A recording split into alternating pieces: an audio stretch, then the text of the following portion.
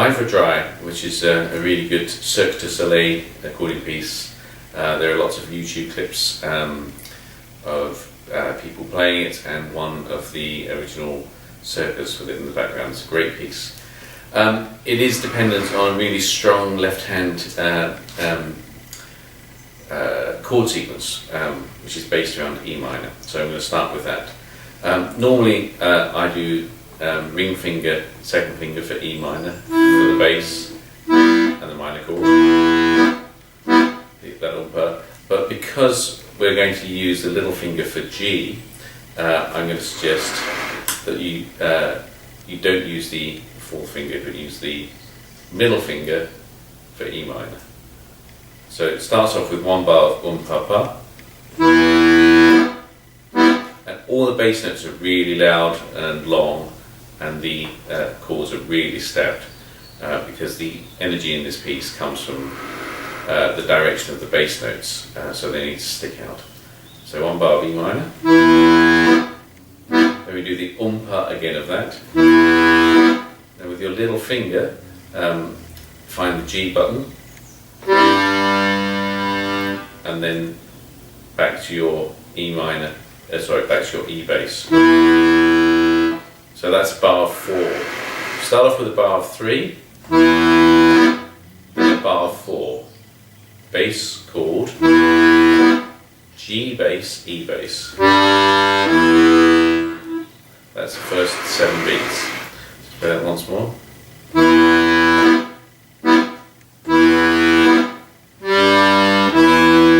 Then we go to F sharp.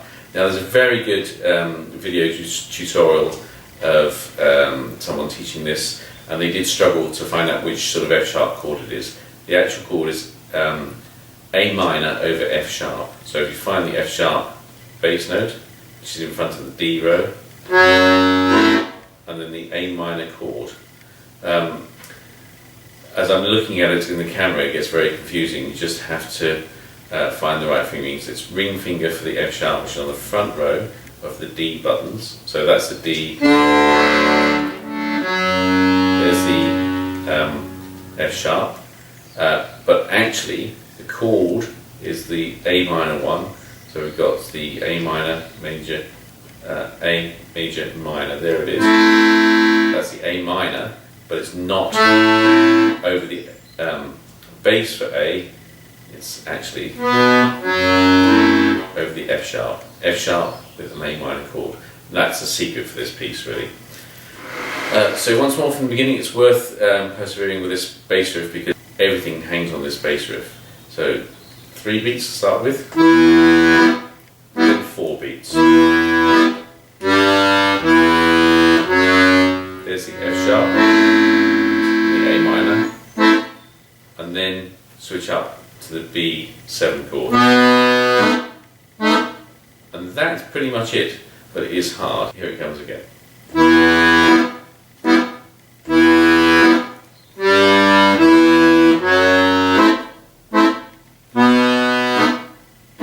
And that goes around in circles.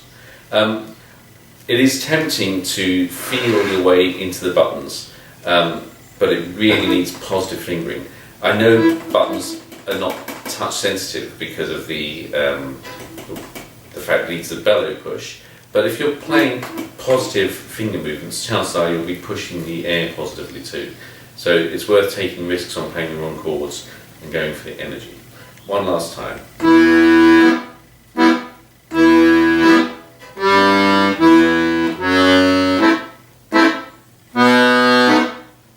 And I do a little wrist flick to get up to the B from the F sharp.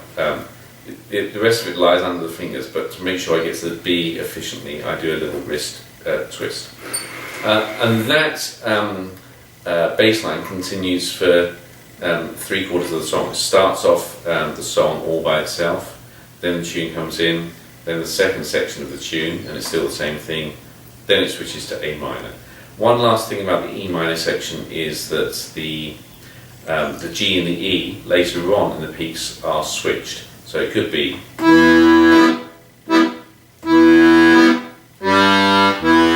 or it could be,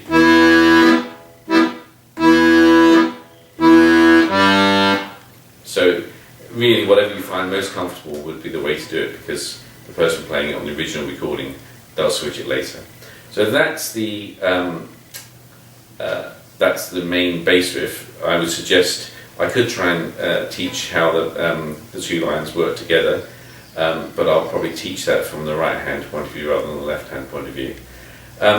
So that's 3 sections like that. It's on its own, it's with the first section, it's with the second section. Then we switch to A minor.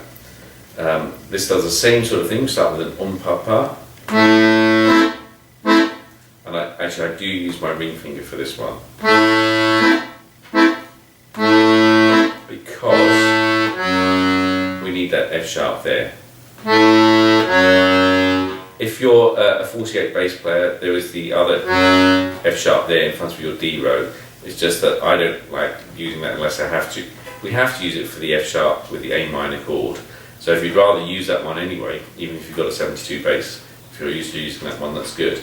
But I prefer to move sideways rather than forwards and down. So it starts with A minor, pa, then pa, A minor, sorry, A button, then there's, find the E, and you've got the B and the F sharp there, and then back to E minor, then G, E minor chord. So this is the difference from the beginning. It is E minor, but we have the G followed by the E minor chord, then another G followed by an E, F sharp again, in B, 7, reach forward for the C sharp, D sharp, back to E minor. So here's that last section again. A minor for pa, on A minor, A, F sharp bass, pa on E minor, G, E minor chord, G, E, F sharp, then up to B, 7, C sharp, D sharp, E minor. And that section repeats, and we have E, F sharp, G sharp, A. Again, you can either walk down just like then to the E, F sharp down there, or the F sharp up here.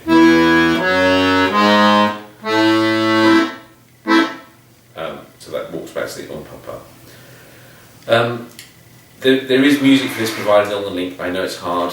The other guy's teaching of the chords, I think it's Moshe, is very good. It's just that one mistake on the F sharp to A minor button. So if you're finding this not very clear because of the movements around, then I really recommend you watch his video too.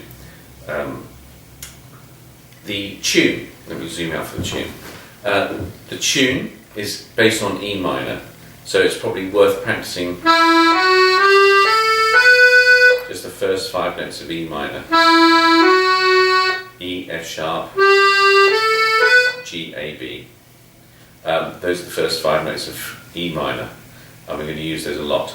We're also going to reach down for the D sharp below the E. So the first 3 notes are thumb, that's 1, D sharp on 2, so we're crossing over for that one, back to the thumb for E, and then the 2 for the other black note, F sharp. Then we're going to put the thumb under. So the first 5 notes are 1, 2, 1, 2, 1. Then 2, 3. So that's the first 5 notes of the E minor scale, with that extra D sharp in as well. Here it is, slowly.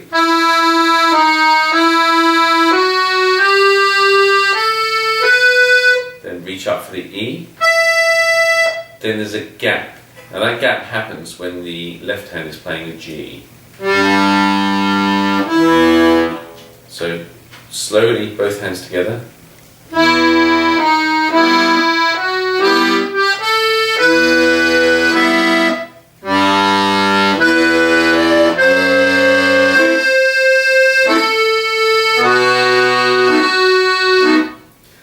So the second part of that phrase is we've gotten to this hand shape now because we've gone up for the E, and we keep our little finger based around that E.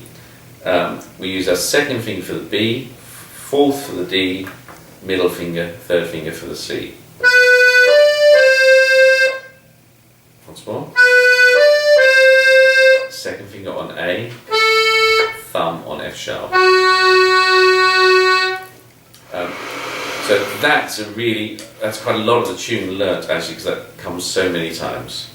1, 2, 1, 2, 2, 1, 2, 3, 5. 1, 2, 1, 2, 1, 2, 3, 5 as the fingering.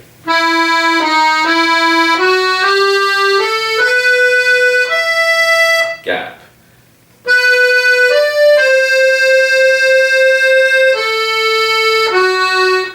I play 3, 5, 4 actually. 3, 5, 4, 2, 1. Then we play most of that phrase again, but we do more 1, 2s because we need to go higher up the instrument. So we do 1, 2, 1, 2, 1, 2, 1. So it's just thumbs and first fingers. First thumbs, which is the first, and the pointer finger, which is the second, sorry. And the first of all is the index finger doing the swapping over, and then the thumb comes under. Then 2, 1 again, thumb under for the B. Reach up for the E, F sharp, G. And then tuck in a B with a little finger to an A, and then F sharp, B. If you get the fingering right, it's not hard, that phrase. If you don't, you'll run out of fingers. 1, 2, 1, 2, thumb under. 1, 2, thumb under. 1, 2, 3, 4, 5, 4.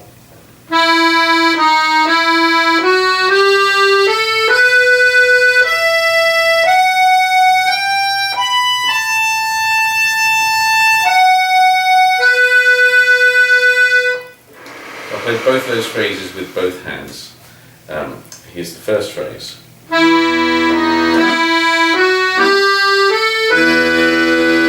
It's always good to rip that one off.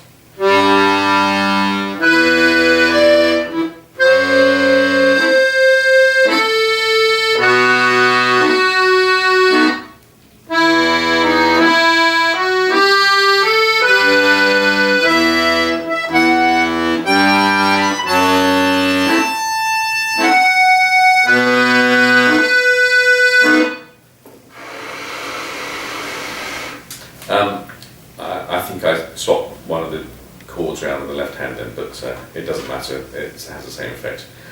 Second phrase, now we start on E, B. And then we go up to C and work our way down. I use the fourth finger on the C because it means we get the thumb on the G. Then I put the third finger over to the F sharp, E, F sharp. And I do that because I need plenty of space for my thumb to get down to the B. So I might do 1, 5, then 4, third over, a long way down to the B. That's further than you think that leap to the B. I kept missing it to a C first of all. Once more. Actually, I might do 1, 3 would be easier.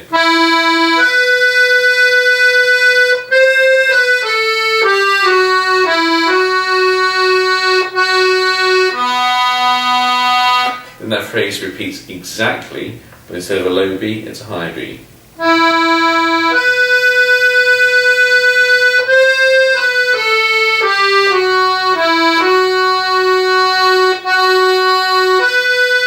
This time I did use the second finger because I don't need to put the third finger over, but it's entirely up to you if you want to keep the same fingering. So that's the second phrase, quite simple. Here it is with the left hand.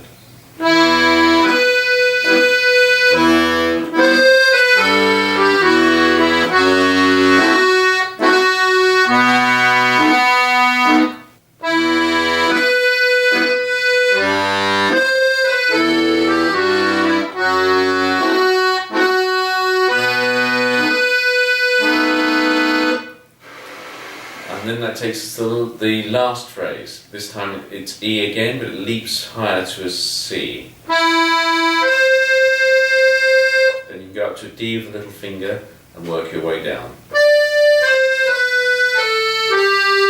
Second over for the F sharp, and then back to E B.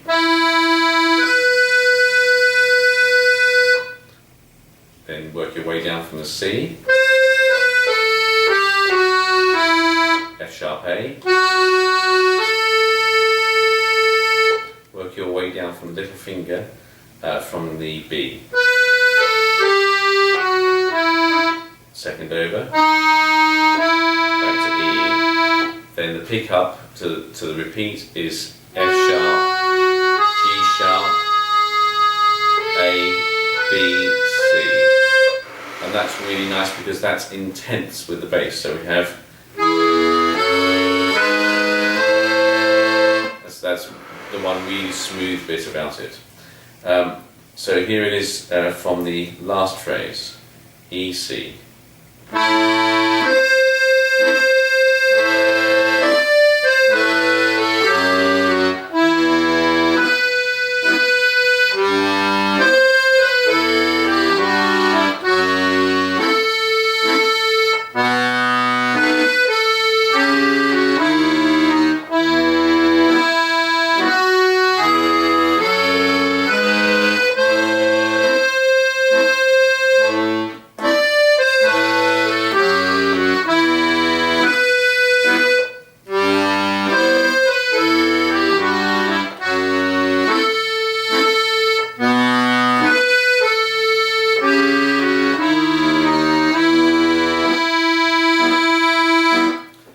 Tune just repeats and builds and builds.